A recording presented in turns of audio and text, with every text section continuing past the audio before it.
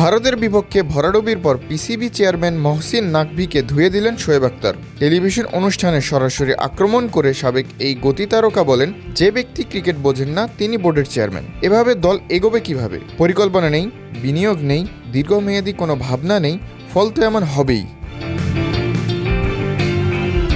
একসময় শিয়ানে শিয়ানে টক্কর দেওয়া দল বুমরাদের বিপক্ষে এখন দাঁড়াতেই পারছেন না দাবি করে তিনি বলেন, গত 15-20 বছরে কোনো সিস্টেমের পরিবর্তন হয়নি। আমরা একসময় ভারতের সঙ্গে সমানে লড়তাম, এখন তাদের হারানোর কথা ভাবাও কঠিন।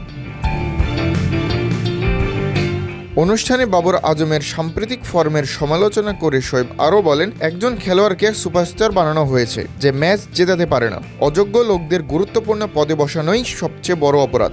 দলটির পেস বোলিং আক্রমণের ত্রুটি তুলে ধরে শোয়েব আখতার বলেন, 125 থেকে 30 কিলোমিটার গতিতে বল করে আধুনিক টি-20তে ভয় দেখানো যায় না। প্রতিভা আছে, কিন্তু প্রস্তুতি ও মানসিক দৃঢ়তা নেই।